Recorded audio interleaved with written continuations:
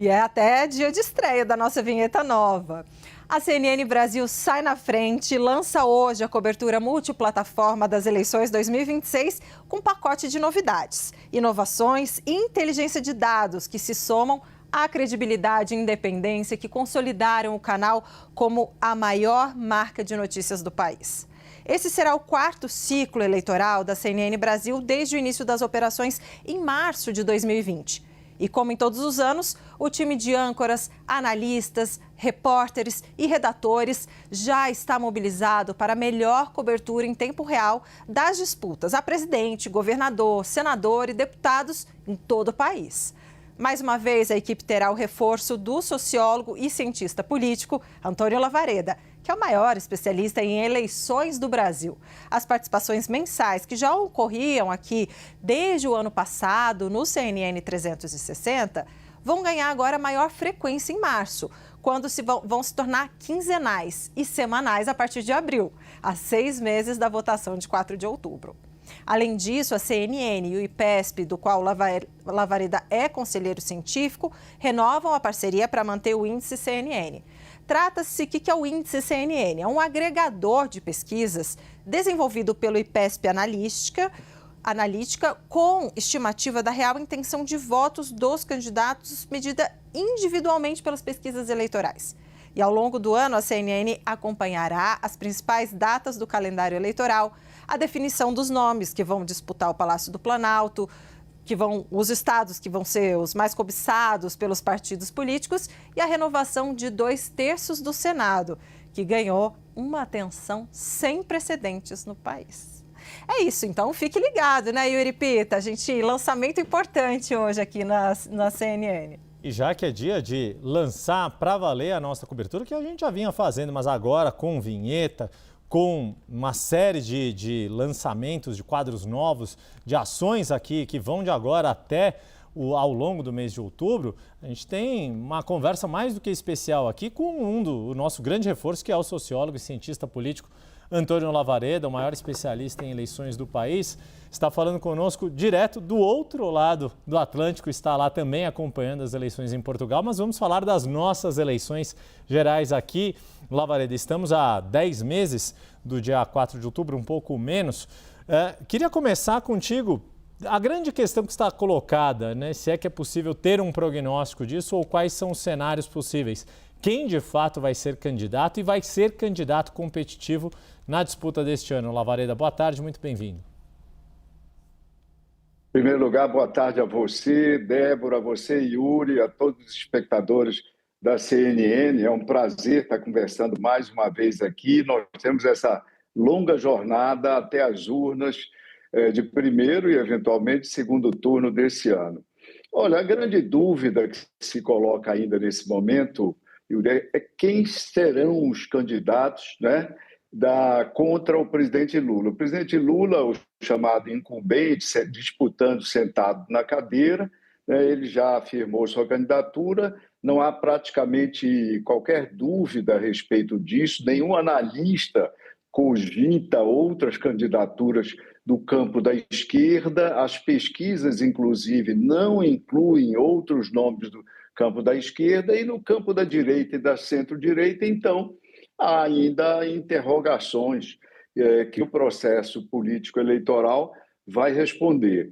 Há um movimento importante, Yuri e Débora, por exemplo, para trazer o governador Tarcísio de Freitas da disputa estadual, para a qual ele já se colocou como candidato à reeleição, para uma candidatura presidencial. Há um esforço sistemático, até nós percebemos esse esforço na leitura da mídia, em declarações também de políticos, líderes religiosos, como se via há pouco na matéria comentada pelo Pedro Venceslau, e em outras situações. Agora, a questão é a seguinte, Yuri: qual é o ganho efetivo que a direita terá substituindo o atual candidato proposto pelo presidente Bolsonaro, que é o seu filho, o senador Flávio Bolsonaro, pelo governador Tarcísio? Com base exclusivamente nas pesquisas, nas últimas pesquisas, Yuri, não haveria uma grande vantagem a rigor. Porque veja o seguinte: Na pesquisa tomemos apenas uma delas, a pesquisa da Quest, que fez aí 7 cenários. No cenário onde aparece Flávio Bolsonaro e Tarcísio de Freitas, o Flávio Bolsonaro tem uma distância de 14 pontos sobre o terceiro colocado, que é o governador Tarcísio. Até hoje, Yuri, não se viu na história eleitoral aí da Nova República um terceiro colocado substituir o segundo nesse processo de definição de candidaturas e, sobretudo, com essa distância. O segundo argumento que os adeptos, né, do governador Tarcísio colocam é que ele teria uma vantagem no segundo turno em relação, por exemplo, ao senador Flávio. Ou seja, a distância Lula-Tarcísio no segundo turno, projetado mais uma vez pela Quest, é uma distância de 5 pontos. E a distância contra Flávio Bolsonaro se alarga um pouco, 7 pontos. Ou seja, é dentro da margem de erro. E o segundo turno é uma projeção ainda distante. Se o primeiro turno está distante para o eleitor, o segundo turno é alguma coisa que o eleitor pouco cogita no momento. E só para lembrar, em 2018, o primeiro ano no qual Jair Bolsonaro foi candidato, durante boa parte do processo eleitoral, ele perdia nas projeções de segundo turno para quase todos os candidatos. Perdia, por exemplo, para Geraldo Alckmin, até julho, agosto, e ao final, na eleição, ele teve uma enorme vantagem sobre o atual vice-presidente, então candidato Geraldo Alckmin. Então, do ponto de vista estritamente das pesquisas, não há argumentação técnica para essa substituição. Por conta disso, eu acredito que o governador Tarcísio vai continuar a ser candidato, como ele próprio tem declarado, candidato ao governo de São Paulo. O governador Tarcísio teve um determinado momento em que ele praticamente saiu da disputa. Que momento foi esse? Novembro, dezembro. 2 fatores contribuíram para isso. Primeiro, o lançamento da candidatura do senador Flávio. Segundo, uma pesquisa Quest que trazia um aumento da rejeição ao governador Tarcísio e uma situação mais difícil para ele, que viria a ser revertida na pesquisa de janeiro. Mas, de qualquer forma, naquele mês de dezembro teve um grande efeito, inclusive no mercado, na Bolsa de Valores, etc. Então, Tarcísio provavelmente não será candidato. Os demais candidatos do campo da direita, eles vão, se eles quiserem manter, né, uma disputa que parecerá uma primária no campo da direita, uma primária simultânea. Yuri, você lembra que nós conversávamos durante a eleição municipal que, por exemplo, em algumas capitais, como São Paulo, havia eleição geral, mas dentro dela havia uma primária da direita, vários candidatos da direita disputando a passagem para o segundo turno. Pois bem, com o nome de Flávio Bolsonaro, se houver uma fragmentação à direita, a passagem do senador para o segundo turno será líquido e certo. Quem discordar da candidatura do senador Flávio, há que se fundir, se articular, se incorporar em termos de candidatura para viabilizar um nome competitivo para ultrapassar, eventualmente disputar e ultrapassar no campo da direita o senador Flávio e tentar ir ao segundo turno. Então, candidaturas como de Ratinho Júnior, que tem um bom desempenho na pesquisa, sobretudo se você leva em conta que o Paraná tem praticamente pouco mais do que 20% do eleitorado de São Paulo. O desempenho dele se aproxima bastante do governador Tarcísio. Nomes como Ronaldo Caiado, que tem dificuldade por conta da União Progressista, então obter aí a chancela para uma candidatura. Nomes como do governador Zema, que embora já tenha lançado o seu nome, é de um partido muito pequeno, Partido Novo, que vai ter dificuldade, inclusive, para ultrapassar o quociente eleitoral e manter uma representação na Câmara Federal. Todos esses nomes, com maior ou menor probabilidade de se firmarem, acredito que pelo menos nós vamos contar, no mínimo, com 2 candidaturas de direita. Por isso que eu aposto num formato, Yuri, nós já temos conversado sobre isso, também com a Débora, eu aposto num formato triangular dessa disputa. Eu aposto que no momento, a preço de hoje, que pelo menos 3 candidatos vão ter mais do que 10 pontos percentuais. É isso que a gente chama um formato triangular. A eleição não vai ser bipolarizada no sentido de apenas 2 candidaturas competitivas. Nós tivemos esse cenário de 2 candidaturas competitivas poucas vezes. Nós tivemos em 98, nós tivemos em 2006 e em 2022. Em todas as outras eleições, nas 6 outras da Nova República e nas 4 outras até, e agora eu trago um elemento histórico daquele período democrático também, entre 45 e 64, sempre nós tivemos ou 3 ou mais candidaturas competitivas, com mais de 10%. E aí entra uma curiosidade. Deixa eu aproveitar. Posso aproveitar desse ponto? Só para complementar, Débora. Tá.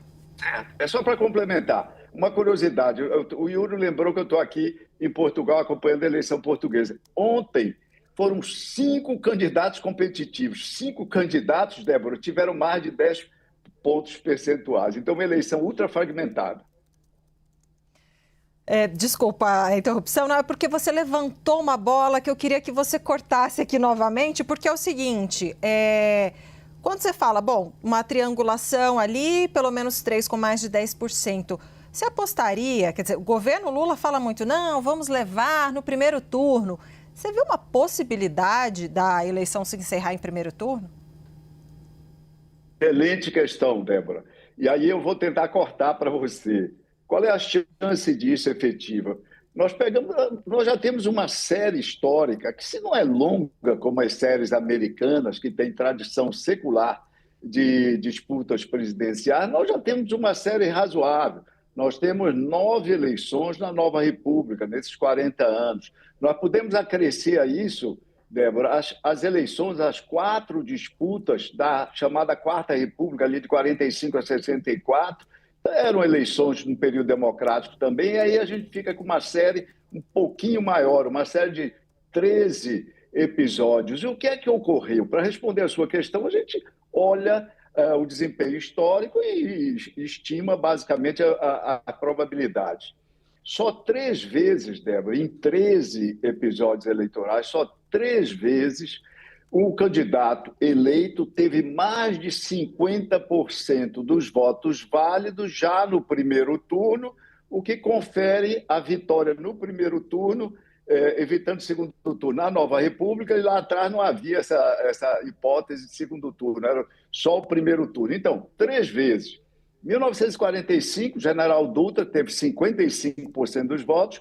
1994, Fernando Henrique teve 54% dos votos. E 1998, de novo, Fernando Henrique, 53% dos votos. Desde então, Débora, 2 vezes o presidente Lula chegou próximo a isso.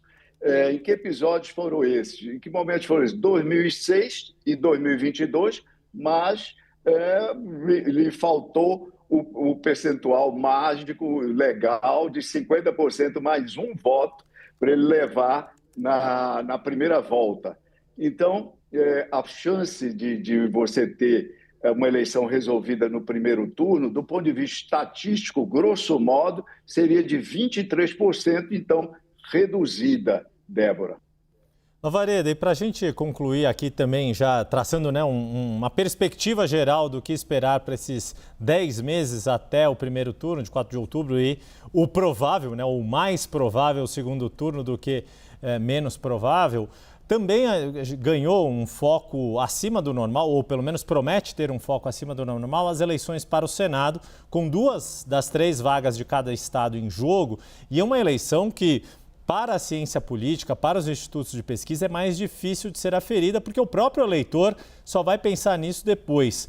O que você está imaginando para acompanhar, para conseguirmos ter uma leitura de cenário adequada para essa disputa ao Senado que ganhou essa relevância toda? Olha só, Yuri, nós vamos precisar acompanhar, naturalmente, Senado, uma eleição binominal. Eleição binominal, para o espectador nosso ficar acompanhando, é a eleição mais difícil de prognóstico. E por que eleição mais difícil de prognóstico?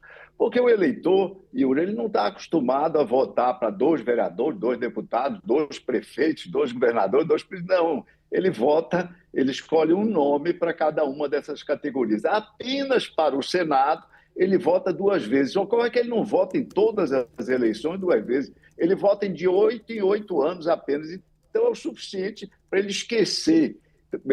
Quando a gente observa depois da eleição os resultados do Tribunal Superior Eleitoral, nós vamos ver que o voto nulo ou branco para senador é muito, muito elevado. E isso tem tudo a ver com a segunda escolha, com o segundo voto para o Senado. Ocorre que, Yuri, as pesquisas, naturalmente, elas são uma situação laboratorial na qual o entrevistador pergunta para a Débora, por exemplo, qual é a sua primeira escolha para senadora aí do Distrito Federal? A Débora diz. Aí o entrevistador também, a seguir, pergunta, e para a sua segunda escolha? E dá a mesma lista. A Débora responde. Ocorre que isso é laboratório. Na vida real, quando o cidadão entra na sessão eleitoral, não tem ninguém perguntando para ele. A máquina vai falar ali primeira escolha, primeiro voto, depois aparece outra coisa. Ele não entra sequer com a ideia de que fará uma segunda escolha para o Senado.